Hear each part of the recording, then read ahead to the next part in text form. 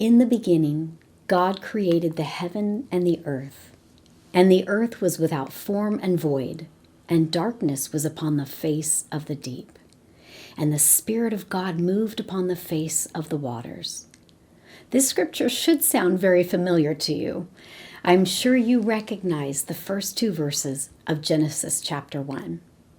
Well, today we're going to talk a little bit about the very beginning of the creation story from a biblical perspective, and how it compares with the stories of the initial creation from the ancient Near East and the ancient Egyptians. So join me for today's episode of All Things Apostolic.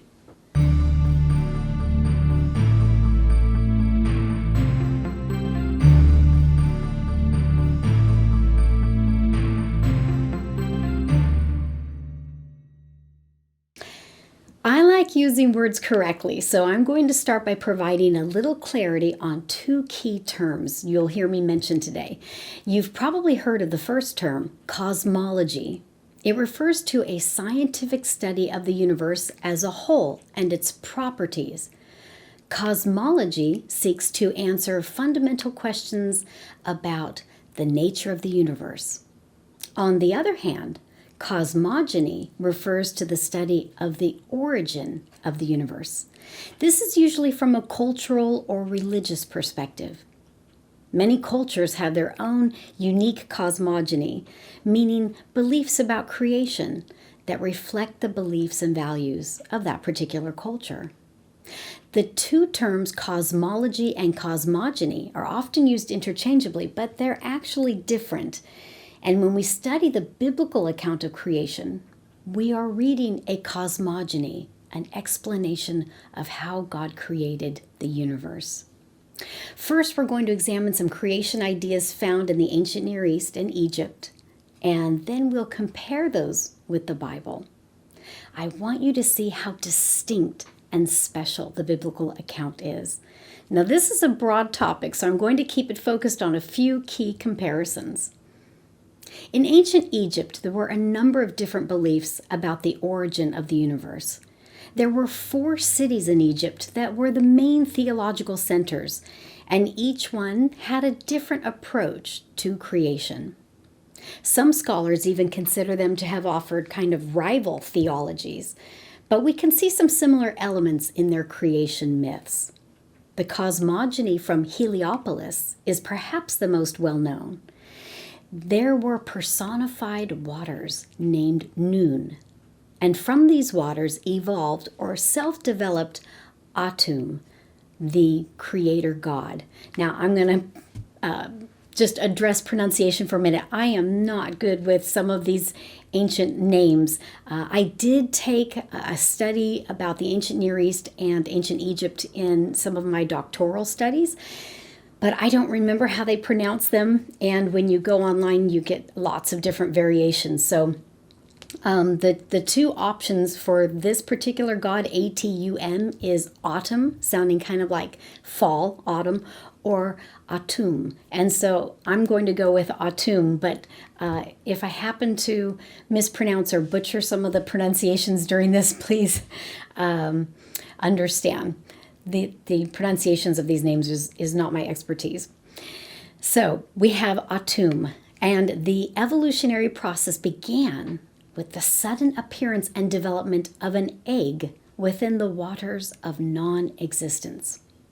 After a long but undefined period, the egg, or Atum, rose and floated to the surface of the waters, where it evolved into the primeval mound or hill where Atum then stood.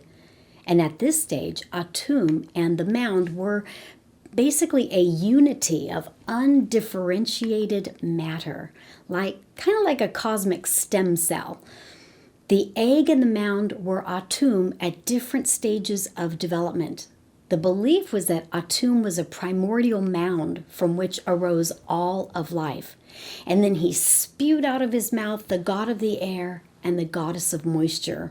From these, other deities were brought forth. With the creation of space, air, and sky, Atum evolved even more to become the sun god called Atum Ra. This Egyptian creation myth from Heliopolis shows a belief in the spontaneous generation of a unique life form from which all other life developed. Another theological center in Egypt was Memphis. In Memphis cosmogony, the belief was that Ptah was combined with the land that rises. Atum was still seen as the creator god, but Ptah, who was the god of Memphis, was identified with Nun, the abyss from which Atum came. So Ptah was seen as the supreme deity. In Hermopolis cosmogony, the primeval waters were given 4 characteristics: depth, endlessness, darkness, and invisibility. And each was represented by a divine couple. Then these 8 deities formed a primeval egg, which, when hatched, brought forth the created order. When we look at ancient Mesopotamia, there isn't literature from that period that still exists that systematically recounts the details of creation. But there are numerous aspects of creation that are mentioned in a wide range of Mesopotamian literature.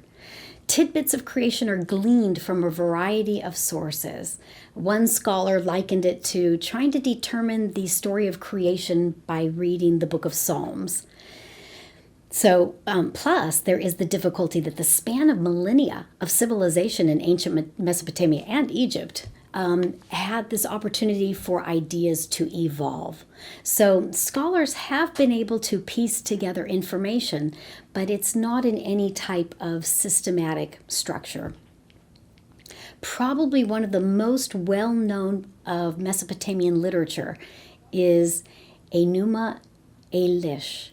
It consists of 7 tablets that tell of Marduk's ascension to the head of the Babylonian pantheon. The first tablet deals with cosmogeny and theogony. As I mentioned previously, cosmogeny is the creation of the universe. Theogony is the creation of gods. In Enuma Elish, the beginning simple element was 2 bodies of water. They mixed and then acquired spontaneously divine procreative powers. Gods were born out of a mingling of the primeval waters, as if they generated themselves within the bodies of water. And then those gods engendered other gods.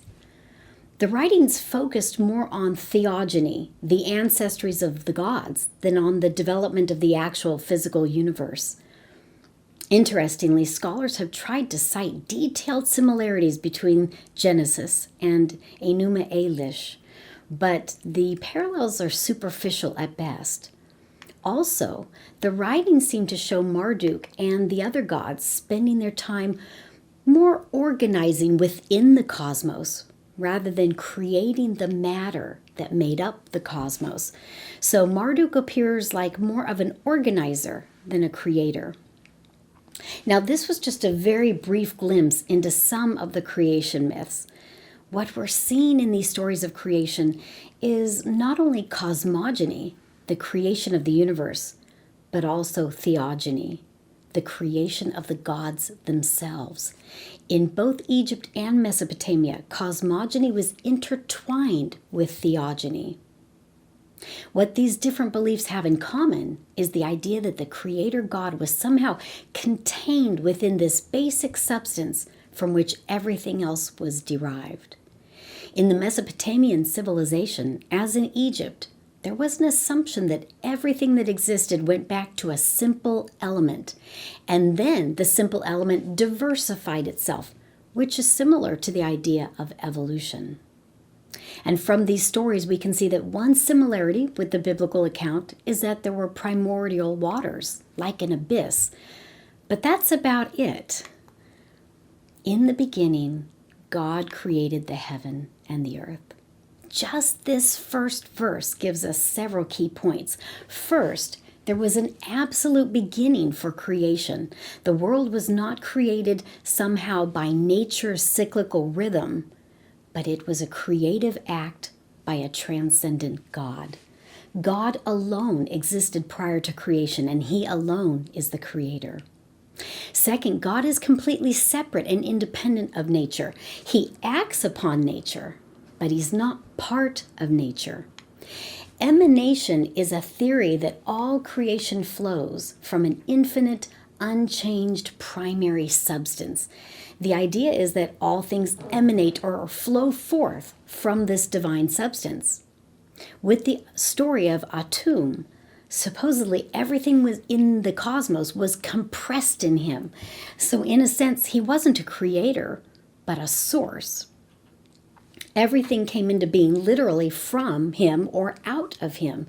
There was a spontaneous generation of divine life, out of which a process of diversification was initiated that brought into existence everything else. In contrast, God did not produce things from his own substance, and he didn't create the universe using pre-existing materials. By an act of his will, he spoke things into existence from nothing. He created the whole system of nature, but he's completely separate and independent of nature. Third, God acted in fiat creation. He held the position of power to speak authoritative commands and create something out of nothing. The verb translated as to create in this verse is special. The Hebrew word is bara, and it means to shape or create. Whenever this verb is used in the Bible, God is the subject. So God alone is the creator, and no one else had a hand in it. Also, this verb is never used in a way that implies that God was creating using pre-existing matter as his stuff of creation. The verb bara, along with the emphasis on the phrase in the beginning, indicates that creation was made out of nothing. Fourth, this verse indicates that the object of God's creative activity was the heaven and the earth. The word translated as the heaven is hashemayim, which is actually a plural word. So some English translations say the heavens. And the Hebrew word translated as the earth is haaretz, which can mean earth or land. Heaven and earth have not existed from all eternity. They had a beginning. Creation depends on God to be sustained, but it's separate from God. And let's take a moment and look at verse 2 of Genesis chapter 1. And the earth was without form and void, and darkness was upon the face of the deep. And the Spirit of God moved upon the face of the waters. Now, there's a lot of things we could say on this, but one thing I want to note is that here the similarities with the myths of the ancient Near East and Egypt are that there was darkness and deep waters, and kind of a lack of formation. But whereas the myths have a god or gods being formed from the waters, the biblical account clearly says that God's Spirit moved upon the face of the waters. God was not in the waters, and he was not formed from the waters. He was above. The Hebrew verb to hover is rachaf, and in the PL form, it means to hover, to move gently, or to brood. The Hebrew preposition al means upon, above, or over. God was definitely over the waters and not in the waters. He is self-existent and did not evolve or need to be formed. So where did the ideas for the myths come from? Well, I think two sources are plausible. One is that the Egyptians and Mesopotamians observed nature and drew conclusions from it that they then projected back to primeval times. For example, the idea of the primeval mound may have come from the experience of the annual flooding of the Nile River. In the summer, the river would swell and cover the flat land. When the waters receded, mounds of fertile mud were visible, and then with the sun shining on it, new life exploded on them. The Egyptians may have concluded that there was life-giving power in the water and then in the mound. In Mesopotamia, the rivers bring silt and form alluvium. The sweet waters of the rivers meet the salt waters of the sea, and they deposit their load of silt and form new land. So these natural observations could have led them to speculate about the formation of the earth. But I also believe that many of the stories that we find in ancient myths and legends are variations of real events that through time became distorted. Assuming that the biblical account is true, which we know that it is, then it is plausible for various cultures to have begun to revise the accounts to fit their beliefs and practices over time. That's why sometimes it's frustrating that scholars will point to parallels between the Bible and other ancient texts and assume that the biblical writers borrowed or stole material from the other texts. But we know that the biblical writers were inspired and wrote under the unction of the Holy Ghost. And we can see how easy it would have been for cultures to modify the original truth. In the beginning, God created the heaven and the earth. Why did Moses start his historical writings with this sentence? Because it is a declaration of God's primeval creative activity in which the cosmos was called into being. Moses knew the prevailing views of creation. He had been raised and taught in Pharaoh's household. We can safely assume that he was well aware of the Egyptian myths of creation and probably knew of the Mesopotamian myths as well. Moses was countering the prevailing views and setting the record straight about creation. The biblical narrative can be used to deconstruct the stories of mythological origins that were common in ancient times.